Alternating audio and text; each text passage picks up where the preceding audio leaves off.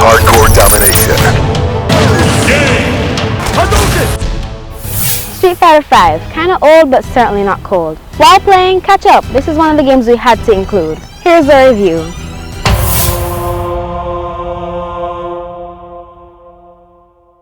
The following is brought to you by Mighty One Entertainment.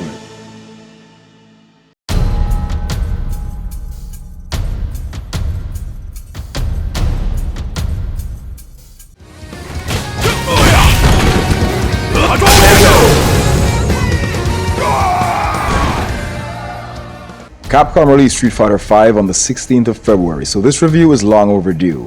I think the first we heard about Street Fighter V was back in 2014 when a promo video was released, and let's just say tensions were high anticipating this juggernaut. Well, lo and behold, Street Fighter V is here, but a juggernaut it is not.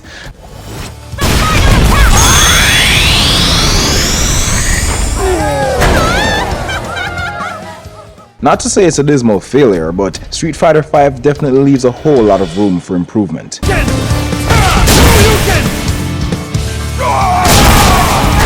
Visually, this game is quite impressive, even on my PS4 version, as I'm sure PC gamers and proper rigs are treated a lot more eye-candy than this, but character and environment details look awesome on Street Fighter V's 2D plane.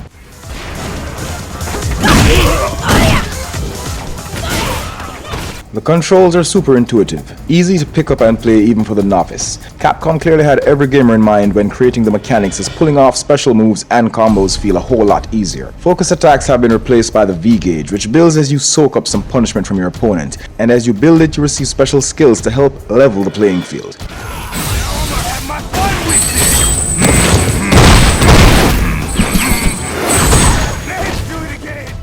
The V-scale system for each character differs and adds some much needed variety to an otherwise lacking experience.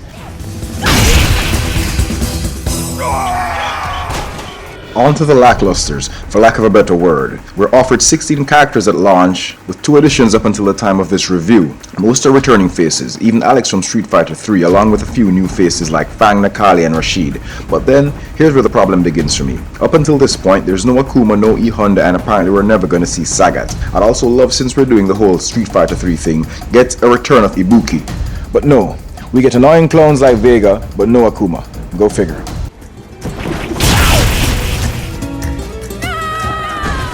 We're promised new fighters through DLC, but I guess for now, we just have to play the waiting game. He's out of control! Who is the idiot that brought him here? Then, there's the complete lack of an arcade mode. Now really, I mean, Capcom, seriously. Street Fighter was born in the arcades. The arcade is what made it what it is today. And now we get Street Fighter V with no arcade mode? My name is Rainbow Mika. It's so very nice to meet you, sir.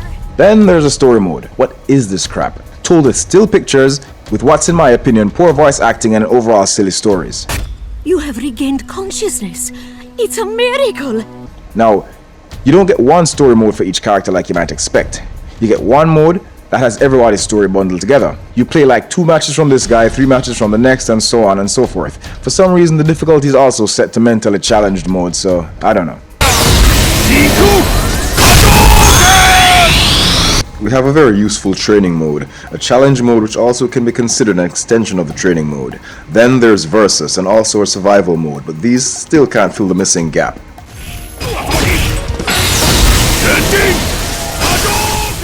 Where Street Fighter V shines is either couch versus or online versus. As a competitive experience, Street Fighter V feels solid. You'll find yourself going at it for hours online or in the same room with a friend based on how polished the fighting engine feels. So if you're an esports enthusiast who needs very little in the way of a single player experience, then you might feel right at home. But if you're the kind of player who likes time alone and would like to venture through various single player modes on your own, and also if you paid full price for this game, well then you might just feel a little bit shortchanged.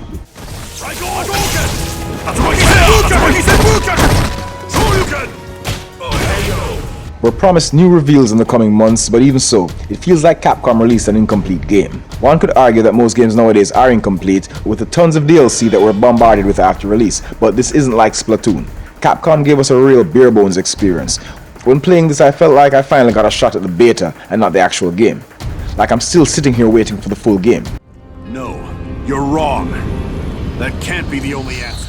In a nutshell, that's our take on Street Fighter V. Not a complete dud or turd, as it does shine where it shines, but it's also pretty dim in some basic areas.